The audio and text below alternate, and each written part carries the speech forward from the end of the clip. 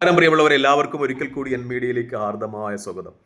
ഈ മധ്യേഷ്യയിൽ ഇസ്രായേൽ ഫലസ്തീൻ സംഘർഷം വിലയിരുത്തുമ്പോൾ ഇന്ന് പുറത്തു വരുന്ന ഏറ്റവും പ്രധാനപ്പെട്ട വാർത്ത ഇസ്രായേലി ഡിഫൻസ് ഫോഴ്സിൻ്റെ ഇസ്രായേലി സൈന്യത്തിൻ്റെ ഒരു ആഭ്യന്തര റിപ്പോർട്ട് പുറത്തു വരുന്നു എന്നതാണ്.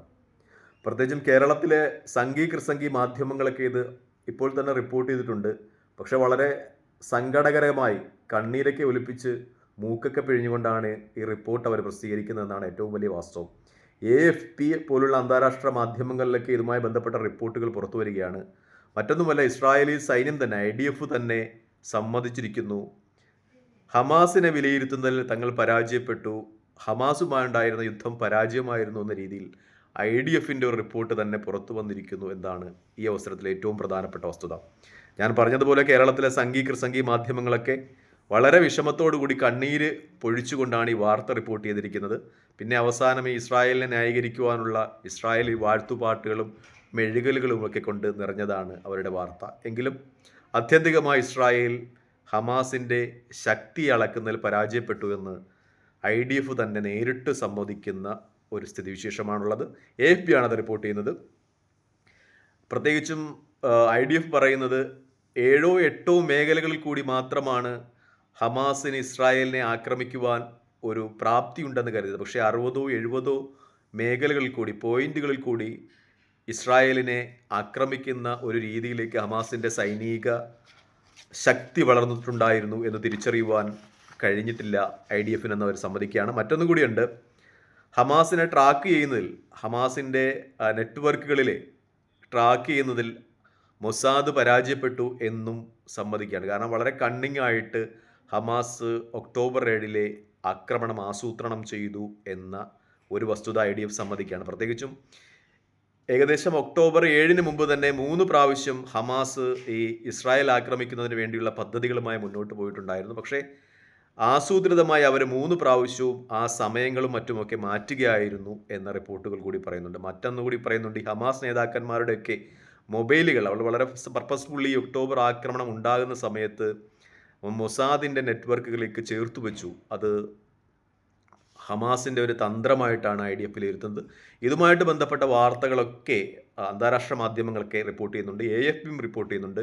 കേരളത്തിലെ ABC മുതലായ കൃസംഘി സംഘി മാധ്യമങ്ങളൊക്കെ റിപ്പോർട്ട് ചെയ്യുന്നുണ്ട്. കണ്ണീരോടുകൂടിയാണെന്നേ ഒരു വ്യത്യാസമുള്ളൂ. മറ്റൊരു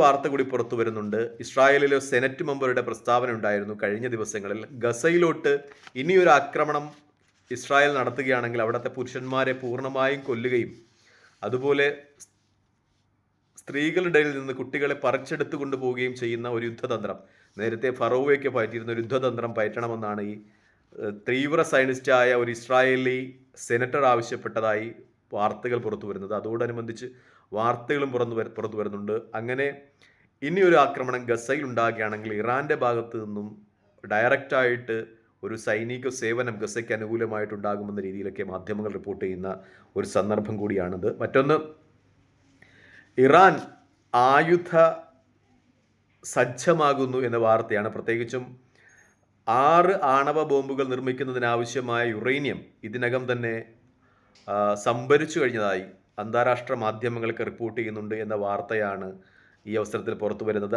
ആണവ ഏജൻസിയുടെ രഹസ്യ റിപ്പോർട്ട് പുറത്തു വരുന്നത് അനുസരിച്ച് ഇറാൻ നേരത്തെ ഉണ്ടായിരുന്നതിൻ്റെ 60 ഇരട്ടി യുറേനിയം സമ്പുഷ്ടീകരിച്ചു. അതായത് ആണവ ആയുധം നിർമ്മിക്കുന്നതിനാവശ്യമായ സമ്പുഷ്ടീകരിച്ച യുറേനിയം സ്വായത്തമാക്കി എന്ന രീതിയിലുള്ള വാർത്തകളും പുറത്തു വരുന്നുണ്ട്. അതായത് ഒരുപക്ഷെ ഇറാൻ സമ്പൂർണ്ണ ആണവ രാജ്യമായി മാറി എന്ന രീതിയിലുള്ള വാർത്തകളും പുറത്തു വരികയാണ്. എന്തായാലും മധ്യേഷ്യയിലെ സംഭവവികാസങ്ങൾ കൂടുതൽ സങ്കീർണമാകുന്നു എന്ന് തന്നെയാണ് സംഭവവികാസങ്ങൾ സൂചിപ്പിക്കുന്നത്. IDF തന്നെ നേരിട്ട് സമ്മതിക്കുന്ന ഒരു സ്ഥിതിവിശേഷം ഉണ്ടായിരിക്കുന്നു. കാരണം ഒക്ടോബർ 7 ആക്രമണം തിരിച്ചറിയുന്നതിൽ ഹമാസിനെ പ്രതിരോധിക്കുന്നതിലൊക്കെ മൊസാദും IDFും പരാജയപ്പെട്ടു. അതിനുശേഷം ഹമാസ് തട്ടിക്കൊണ്ടുപോയ ബന്ദികളെ മോചിപ്പിക്കുന്നതിനും ഒരു കരാറിലേക്ക് എത്തപ്പെടേണ്ട അവസ്ഥയുണ്ടായി. കാരണം യുദ്ധത്തിലൂടെ മോചിപ്പിക്കുവാൻ കഴിഞ്ഞില്ല. മാത്രമല്ല, ഹമാസിനെ പൂർണ്ണമായി നിർമ്മാർജ്ജനം ചെയ്യുക എന്ന യുദ്ധലക്ഷ്യമായി ഗസയിലിറങ്ങിയ IDFും അതുപോലെ മൊസാദുമൊക്കെ തീർത്തും പരാജിതമായി ഗസയിൽ നിന്ന് മടങ്ങി വരേണ്ട ഒരവസ്ഥയുണ്ടായിരുന്നു. മാത്രമല്ല, ബന്ദികളുടെ വിമോചനത്തിന് ഒരു കരാർ എന്ന വ്യവസ്ഥയിലേക്ക് ഇസ്രായേൽ എത്തേണ്ട ഒരവസ്ഥയുണ്ടായിരുന്നു. അന്താരാഷ്ട്ര മാധ്യമങ്ങളൊക്കെ ഇതുമായി ബന്ധപ്പെട്ട ചർച്ചകളുമായി മുന്നോട്ട് വരുമ്പോൾ തന്നെയാണ് ഗസയിലെ ഹമാസിൻ്റെ ശക്തി അളക്കുന്നതിൽ തങ്ങൾ പരാജിതരായിരുന്നു എന്ന രീതിയിൽ IDFിൻ്റെ ആഭ്യന്തര സർവേയും പുറത്തു വരുന്നത്.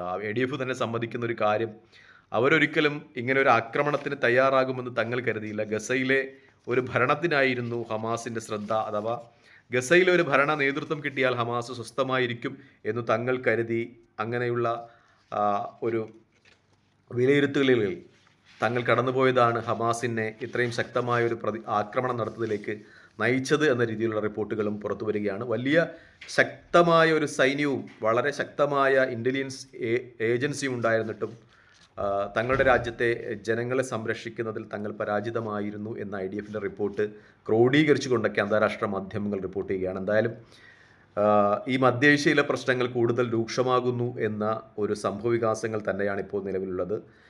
എന്തായാലും ഈ വാർത്തയുമായി വിടവാങ്ങുന്നു. മറ്റൊരു വീഡിയോയുമായി കാണുന്നവരെ പ്രാർത്ഥനയിൽ ഉൾപ്പെടുത്തുക.